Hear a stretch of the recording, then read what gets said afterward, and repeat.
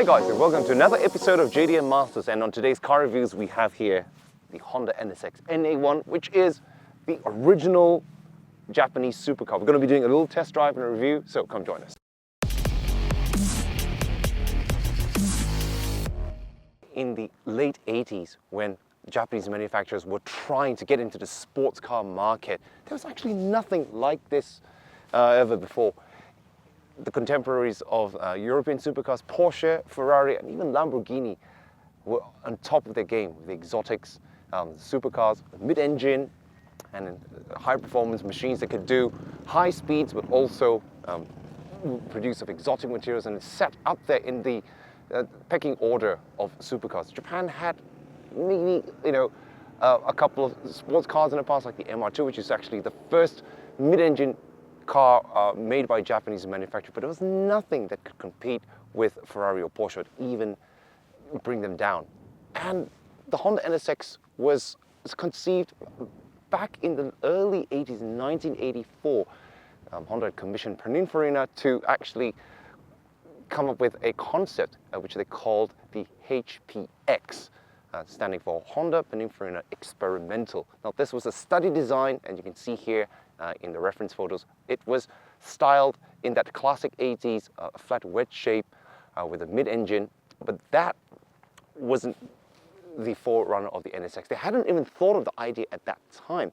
Right around the same time, Honda started experimenting with different drivetrains. Traditionally, they had always been doing front-wheel drive cars, which of course was very popular with the CRX and also the Civic. And of course, drawing from the illustrious F1 history, going back to the 60s when Shigeru Honda decided to start actually making cars and be the first Japanese manufacturer to compete in the prestigious Formula One with the RA271 and the 272. And these actually put Japan on the world map as a credible and serious car manufacturer, but also drawing from that technology and the expertise and their meticulousness in the way they build cars and of course engines, they decided, well, why not? Let's try to make a supercar or a high-level sports car that will be able to compete with the best. And there's a little story here. In 1984, at the same time when the concept HPX came out, they actually experimented with a different drivetrain by making a Honda City and later on the CRX, putting the engine at the back. And they discovered that it gave fantastic handling qualities. Well, of course, having weight in the back also means that the front becomes lighter, and so turn-in with that sort of chassis technology would actually be very good. But it wasn't until years later when they decided, well, why not actually use that study, which was shelved for a while? Let's try to make a proper sports car. And so the story goes that they commissioned another in-house design, which is not by Pininfarina again. And so they decided to come up with a conceptual sports car that would be able to compete with the European supercars. And in order to do that, there were certain criteria. It had to be lightweight, it had to be rear engine, and had to have a design that was extraordinarily outstanding. And so let's just look at the product of their labors, called the NS-X, introduced at the Tokyo Auto Show in 1989. This was the prototype model, which the production model really looks something like this, as you can see. And also there's a little story which famously goes that Ayrton Senna, the F1 driver who was the world champion at that time with the F1 McLaren team, and they were winning a lot of F1 races back in the late 80s, and he contributed his insight and opinions, which contributed to 50% more body rigidity and handling, which improved Honda and their exploits to make their very, very first proper, true, high-level super sports car. Of course, they had no experience previously other than the S600 with rear-wheel drive cars, but it doesn't mean that they couldn't make what they did with F1 into a road car. So they had all of these ideas. It was just putting it into concept and putting it into production. But how do you make one of these things? So let's look at this classic wedge design, something which was very similar to the Ferrari 348. There's nothing like that back then. You can see also in our previous video when we visited Honda HQ in Aoyama, and we talked a little bit about this, but today we're going to go a bit more in-depth into the actual design. So let's start at the front. Short front overhangs, which indicate that the engine is not in front, with a sloping tail at the back. The trunk area has a lot of space, which indicates that it is mid-engine. But also you see how the shape isn't really fully straight. The over fenders here have a slight little bulge coming on the top here, and it slowly creases in onto the center. But with these retractable pop-up headlights, with a good distance onto the bumper, creating really good superior airflow and aerodynamics. Of course, this was also the thinking back then in the 80s. Of course, the car came in 1990, but this was the aerodynamic thinking when using computer-aided design to shape the body. But one of the reasons to use the retractable headlights was to actually reduce the height surface area of the front bumper, therefore giving it superior aerodynamic qualities. But when you had the lights up, this was a different story. But the NSX had the retractable headlights, which didn't really go up as high as certain cars like the MR2 or the RX-7. It only came to about here, as you can see in these reference photos. And practically every supercar or sports car in that era all had retractable headlights. So from the front sloping body, you can see that the glass area is quite unusually large, especially for something of that time. Now, Honda's priorities were to make a super sports car that was also easy to drive. Yes, this sort of glass canopy design takes its inspiration from a Fighting Falcon F-16 cockpit, and in order to give it very good visibility all around. And you can see in this diagram how the vision, which is sitting inside the cockpit, makes it a lot easier to drive than some of the European sports cars. And this was one of the points that Honda, who had a lot of experience making luxury cars and also for commuter cars, decided to try and combine these two elements to make sure that a sports car like this would also be easy to drive on a daily basis. And coming onto the side, you have these door handles here, which are nicely recessed into the sort of B pillar, and the back has a glass canopy which underneath sits the engine. And this is also something different from the Ferrari 348 design, which has its C pillars coming all the way, stretching to the back and therefore blocking rear vision. This is one of the important things which also sets the NSX design, now perhaps a classic in its category. Down here you see these huge vents, which are actually air intake for the engine, which is sitting right in the middle, right underneath the cockpit. These were also certain design cues that you can see on the Ferrari. But this is Honda's own little take on the design. Two creases coming in from the door, which leads into this vent. One of the lower part as well. Very, very simple, very, very classic, but also very, very functional. Now, of course, this is an all aluminium bodied car. I'm just going to prove that it is really aluminium. Got my Great Britain fridge magnet test. It's rubber, very soft, don't worry. So here we go. It doesn't stick here. Okay, it doesn't stick. So let's go to the door. Oh, it doesn't stick either.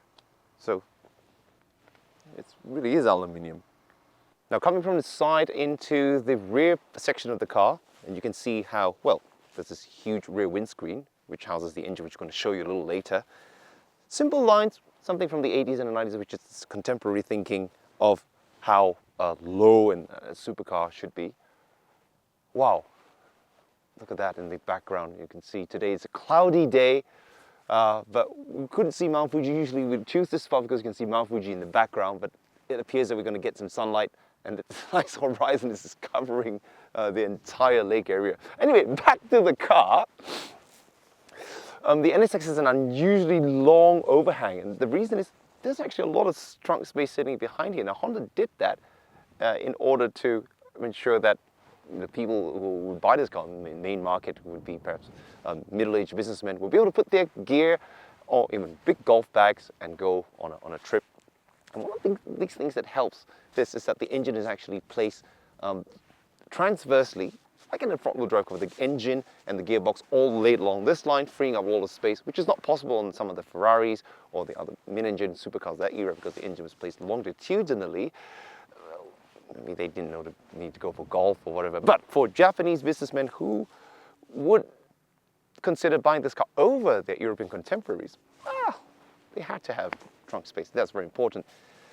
So the trunk lid here integrates a spoiler, which is interestingly at a really gentle angle going following the body line, and these long tail lights, which are very significant even back then. It's nothing mistaking it for an NSX if we would see one on the road today. L shape right here, and just a one-piece look stretching out all along the body, and a little bumper which protrudes out. This is something very typical in cars you see in that era.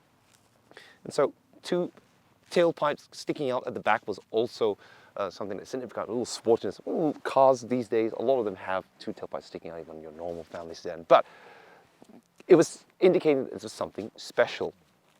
Now, the aerodynamics of the original Honda NSX were very superior even back then, with CD of below 0.25. It was very aerodynamic efficient, which is an important point for high-speed stability.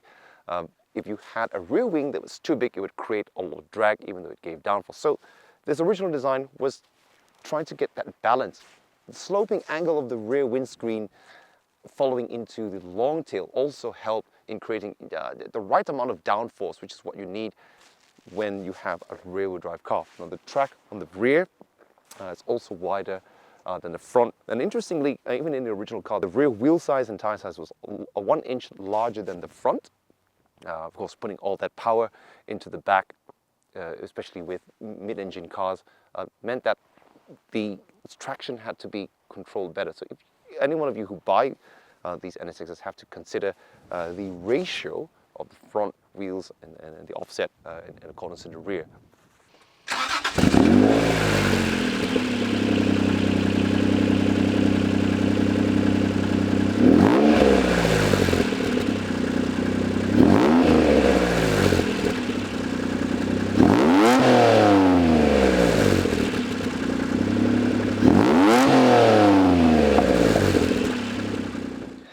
So let's have a look at the engine underneath this little rear windscreen. It goes up like this, and on the normal NSX, there's a cover which covers the engine you can't see. On the NSXR, it's a mesh that shows the engine in its full glory.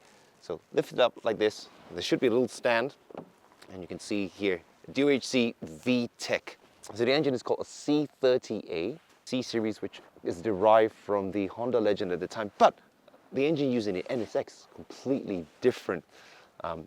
6 cylinders, V formation, 90 degrees, 3 litre, short stroke with Honda's revolutionary DOHC VTEC, which at the time in 1989, which was introduced in the B16A in the DA6 Integra, which we also did a review you can see in our previous video back then. Now, there's a little story behind the engine. They weren't actually going to use the VTEC technology until it was proven in the 4-cylinder. Originally, they wanted to just use whatever engine they had in their large capacity Legend, but it was a little underpowered. And so in the development story, the reason why they came to use aluminium was also to lighten the weight of the car by significant 200 kilograms. Now, aluminium was an exotic material at the time and was not used by any other manufacturer. So Honda actually went through a lot of pains to make this the world's first aluminium bodied supercar. They actually got the suppliers who would, at the time, very skeptical about if they would be able to use it in car production. It had never been tried before. Honda decided to build a special facility in Tochigi in the Takanezawa factory, which was completely dedicated to making the NSX body. You can see here how stamping each body panel and then welding it by hand on a human non-automated assembly line to make the structure, and this would actually help to reduce the car's body weight, because weight is the enemy of acceleration. Now, adding a high-revving, high-powered engine without the use of turbochargers, now VTEC really helped, standing for Variable Valve Timing Electronic Control. Now, a little explanation about what VTEC is. Contrary to popular belief, and a lot of fans would say these days, VTEC just kicked in. The kick in actually refers to the switch over point between the low speed cams and the high speed cams. A VTEC engine was created on the outright from design as a high revving engine with high power, very similar to a racing engine. In fact, this is where Honda derives their technology from the experience in creating F1 engines with a small capacity but having very high power. Now, in order to get high power, you needed to rev very, very high. The higher you rev with the torque available, revving very high would give a high amount of horsepower, provided that all the components in the engine can actually handle all that stresses. So this is where Honda really excels from their experience in creating F1 racing engines. Every component is designed with a very high level of accuracy and meticulousness in every part of the engine, from the engine block to the channels in the cooling system, the crankshaft, the way it's balanced, the con rods, which are incidentally made of titanium, are also an industry first use in a production engine. The valve head and the cylinder head area with its superior flow, all of the components including the camshaft holders, the valve springs, and all these little parts are significantly balanced within a very small tolerance of difference of weight between them. This is where the Honda magic comes in. Plus, adding the VTEC gives two different cam profiles, creating that high power. Now, the lower cam is to actually make it more drivable in a daily basis. So it's created as a high-powered engine, but with the VTEC, with having the lower cams, it could actually give more mid-range torque, which is useful in what you want in everyday driving. Now, on the race circuit, in certain corners, when you have to shift down and the revs drop into a lower speed range, that torque actually really, really helps. So having that technology already being proven in the B16A of the Integra, and by the time 1988 came, they were able to then use that technology and put it into the C30A engine, therefore giving it 280 horsepower, which was the gentleman's agreement of maximum power limit back in the 1980s. So in reality, it probably had a little bit more of that also in later tunes, but 280 horsepower with 30 over kilograms of torque and with a very high response engine. The contemporaries of the JDM world were the Skyline GTR, which is RB26, the Toyota Supra was just released 1JZ, and Mazda had their rotary engine, which was also very highly responsive. But all of these cars used turbochargers. Now, Honda was the only player that decided not to use turbochargers even back then. So relying on a VTEC engine with racing engine-like capabilities, a lightweight body, which incidentally is about 1,330 depending on the different markets. The Japanese model is about that weight range. Mounted with a 5-speed gearbox placed transversely, not unlike a front-wheel drive car, but of course the components inside the gearbox were also strengthened with improved synchros, giving it more smoother shifter feel, and LSD to help it in cornering.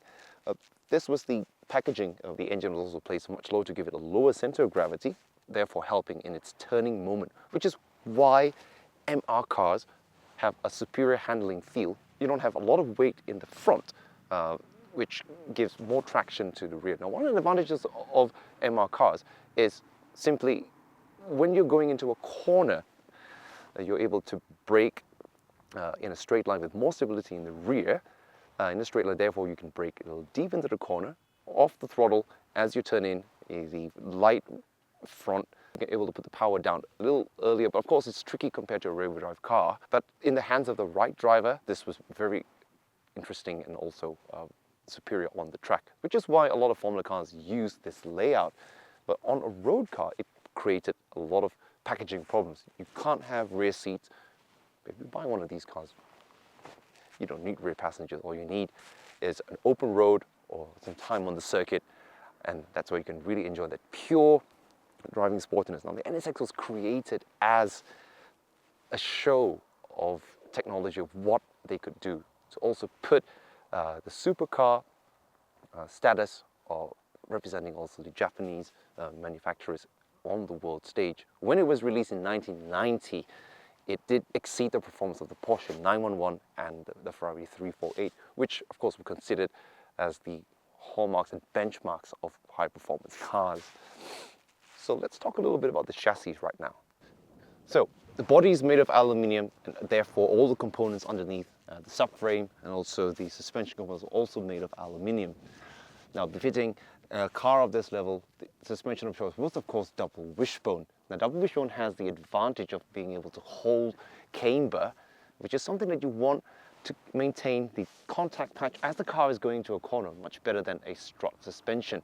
Having a very low body profile also was one of the key points in being able to use a double wishbone suspension. This is the same arrangement that you can see in open wheel cars like Formula cars. It consists of an A-shaped arm on the top and the bottom, therefore giving its name double wishbones, and it's situated separate from the strut. Now, the difference between also strut suspension is the dampers are mounted directly to behind of the wheel housing, therefore giving a straight energy from the road onto the body. The double wishbone was able to offset that damper further in from the wheel, therefore giving a better lever advantage, and it also has the control arms on the top and the bottom in order to control that camber.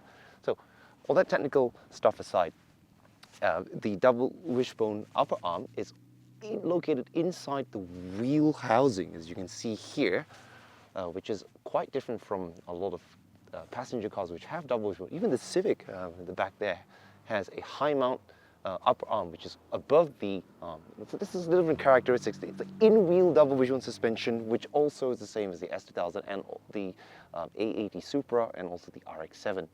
Well, this is where it gets into the super sports car category of having this more advantageous layout.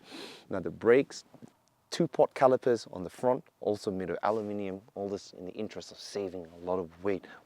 While having lower weight also means that they're able to use smaller disc, therefore contributing to less unsprung weight on the front wheels, which gives it also better steering ability. So this is just some of the designs from the outset that, as a true supercar or a sports car, has an advantage over cars that have been built for purpose racing. So it's adding less parts, or rather removing parts right from the design, rather than adding more parts to make it, eventually makes it heavier.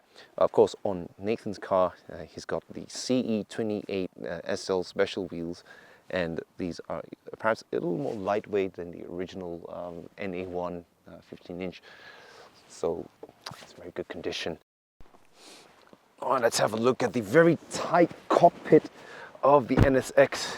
Now, Nathan's car, of course, as you can see, doesn't have the original seats. Bride bucket seats give it a much more comfortable hold.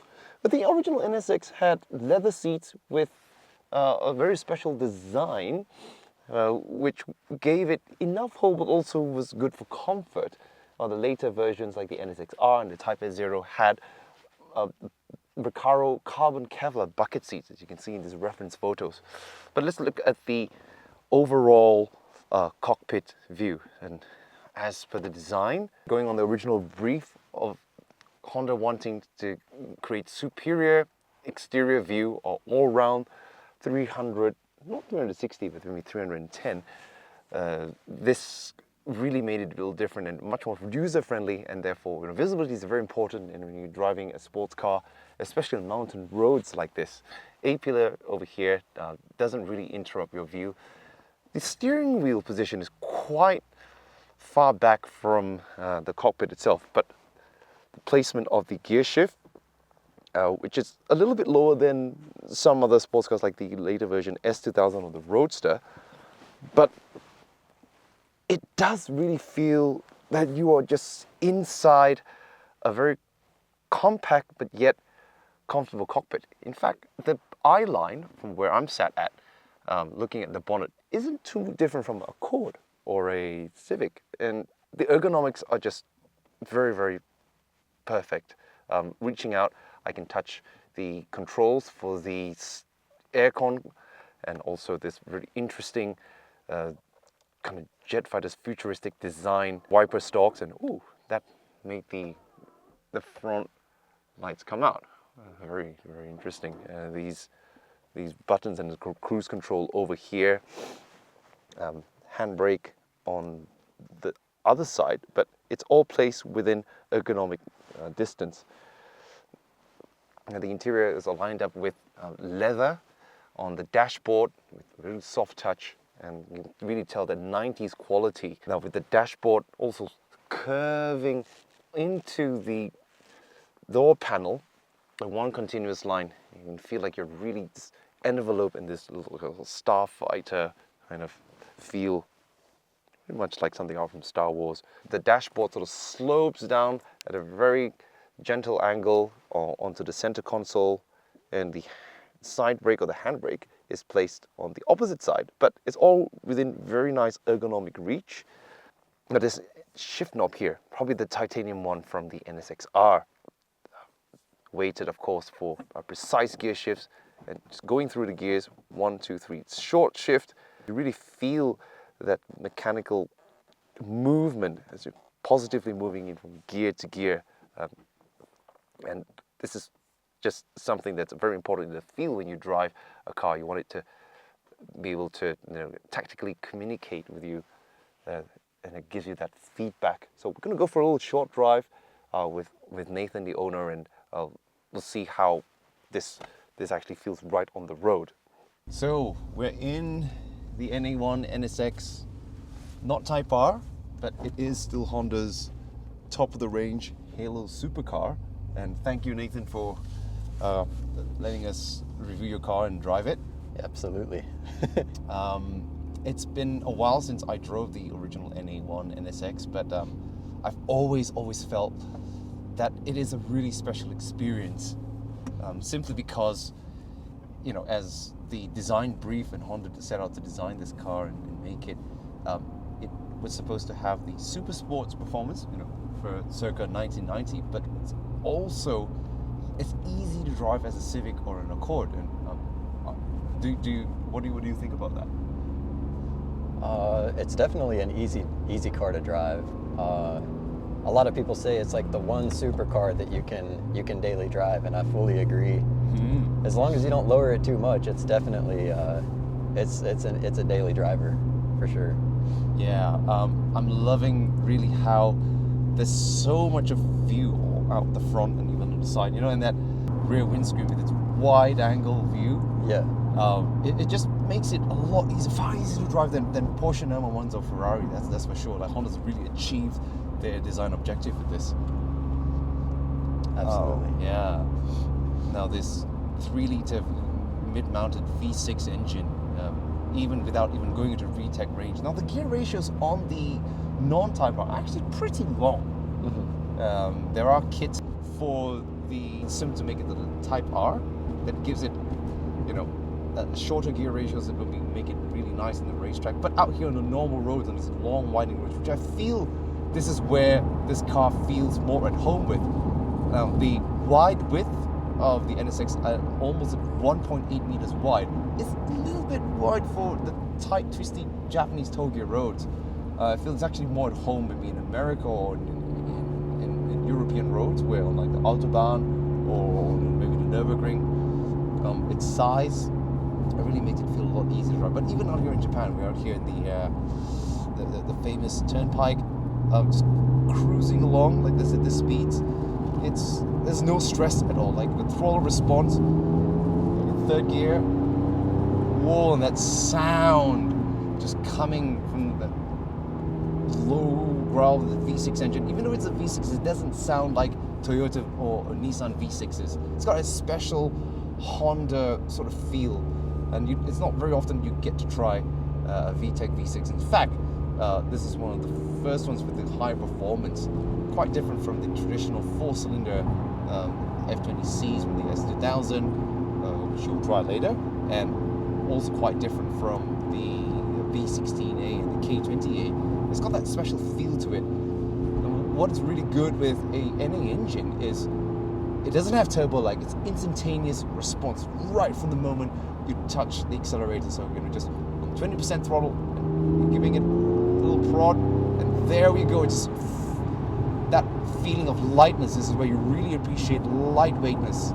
in a sports car. Because while turbo gives you a lot of power, it's all about the feel. It's not just paper specs. It doesn't need 400, 500 horsepower in order to feel that this is really just truly, truly sporty.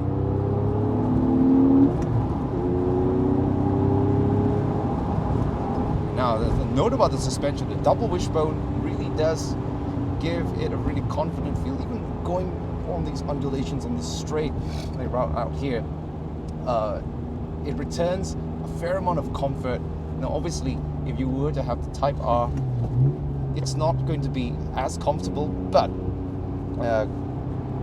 its lighter unsprung weight also contributes it to be able to sustain its weight as it's going around the corner. The light body weight, of course, helps. At 1,300 kilograms, it's not as light as maybe the Civic or the Integra, but compared with the very well matched gear ratios and that torque coming in from that engine, it really does feel light on its feet for something of this size. Now, of course, one of the reasons to choose an MR layout is so that you can have a wide rear track, which gives it a lot of rear stability.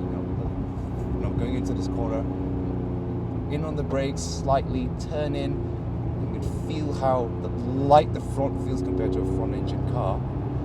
It just gives that response. There's something about the steering feel. Some models do not have the power steering. In fact, they all do not have power steering. And you just get that direct feel like you're driving a plus 4 or 5 size go-kart. This is where mid-engine cars really have that advantage feel.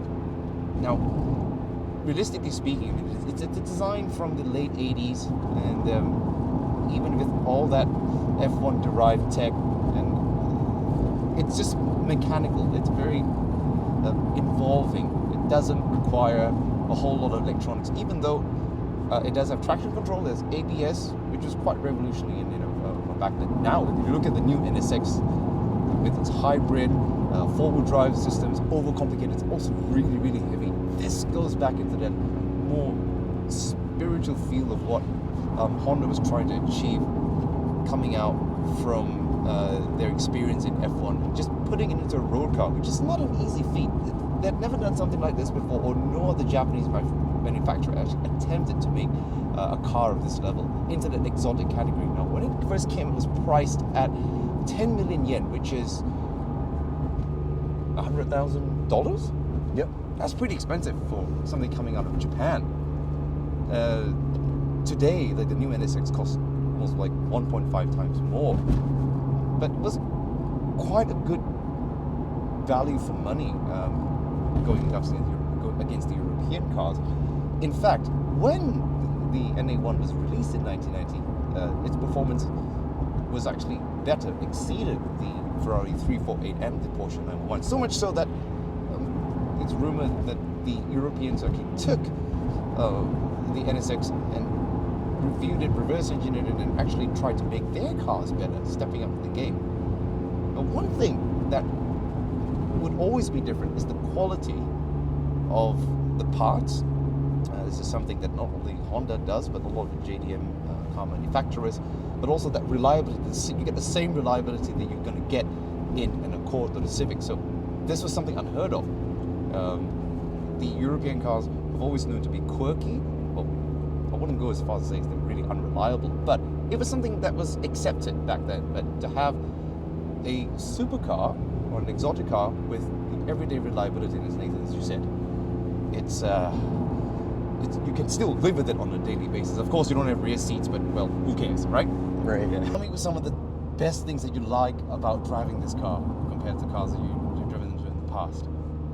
Oh, the best thing is definitely I wouldn't necessarily say the power, but the way it handles and the amount of power that it has in what you try to do with it.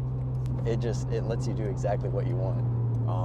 It never breaks away from me. It's awesome. Would you go as far to say that it just responds to your wishes, to your command? Absolutely. That's quite a unique feeling, isn't it? Because like not having power steering just gives it that feel of just directness, like a huge go-kart, isn't it? Yes. Yeah. Yeah, that's, you hit it on the head. Hit the nail on the hammer. You No, hit hit the the nail on the hammer. You hit the nail on the head. Hey, my name is Nathan. This is my 1990 Honda NSX. Originally from Texas, I'm now stationed out here in Yokota, Japan. It's outside of Tokyo. I've always wanted this car. It's definitely a dream car. I know it's cliche to say, but it's definitely one of those unicorns that everybody grows up, you know, and they're like, oh man, the Honda NSX. It's something it's rare, you know. I could never have that. I would never have the opportunity to have that, but it just, everything played out. I was able to save the money. Not something I recommend, but I did use the stock market a little bit. Being like military, we're not made of money, so it's kind of weird seeing an active duty enlisted person with a car like this. Definitely studied a lot in the stock market just to be able to afford this. But yeah, it's got all it. I put the diffuser on it, the front lip from Yamamoto Racing, the CE28s, super lights, the teen coilovers, and then the bride seats, and then the Momo steering wheel, quick disconnect, NRG, and then Works Bell hub. I'm trying to keep it fairly stock, but just small add-ons, small bolt-ons. I don't want to do anything too crazy, but because I like the original look to it. Just a little bit lowered, raced out a little bit. That's about it. So I bought the car in repaired condition, but it ended up being still in pretty bad shape. It was crashed at a racetrack. The front rails were pushed up and rear left rail was in pretty bad shape as well. So I took it to Ogino Body Shop here in Tokyo, and they were able to place it on a jig and pull everything back into Honda spec with their repair manuals, and they all drive NSXs. They're part of the community. I trusted them with it, and definitely worth it. I didn't realize the car I had until it was repaired. So I'm happy with the repair. It was pretty pricey, but with being the aluminum chassis it is, I was expecting that. So if you're looking to buy an NSX, definitely make sure it wasn't crashed. Plans for the car, really honestly, it's up to the Air Force. I can't say I would stay in Japan forever. If I could, I would, and keep this car in its homeland. But if the Air Force decides to send me back to the States, then I'll definitely bring it back with me. And honestly, I'll try to maintain it as best I can and try to get into the community and find the people that know how to maintain it as well. Advice for aspiring NSX owners, definitely make sure the car you're looking at hasn't been crashed. And if it has been crashed, try to get a very good deal on it, because repairing it was a process. Definitely, especially being out here in Japan, not knowing the language.